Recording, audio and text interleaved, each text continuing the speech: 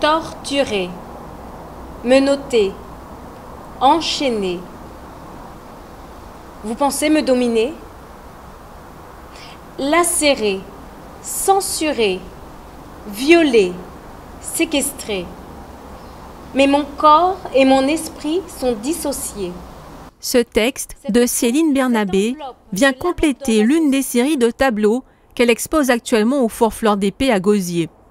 Cet esprit libre, une réflexion sur le besoin de liberté, l'oppression du corps et la force de l'esprit. Elle inclut 3 sculptures en argile, une facette d'un travail plus large qu'elle a intitulé Instinct primaire. J'aborde en fait dans cette exposition des besoins qui sont pour moi innés, à savoir l'instinct de survie, de liberté, ce besoin aussi d'amour, d'être aimé dans sa vie et d'aimer l'autre. Et c'est ce qui m'a en fait en quelque sorte inspirée depuis ces 2 dernières années. Donc pour moi ça paraissait en fait comme une évidence de nommer cette exposition de la sorte.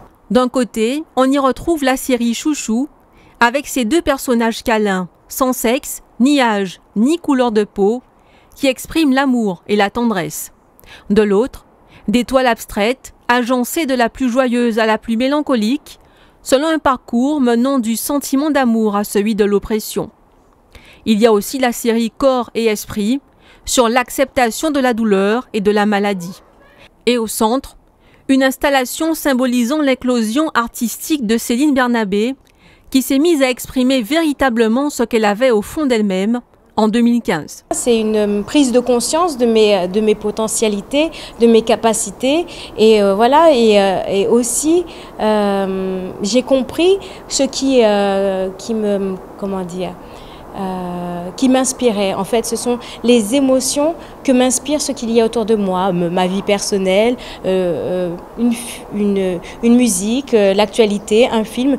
Tout ça suscite en moi des émotions que je déverse finalement via n'importe quelle technique. Et c'est ce que j'ai découvert en fait en 2015. Un déclic qui s'est opéré après 10 ans de pratique de la peinture. Ainsi est née la plasticienne, qui savait déjà chanter, créer des bijoux, faire de la photo et écrire des poèmes.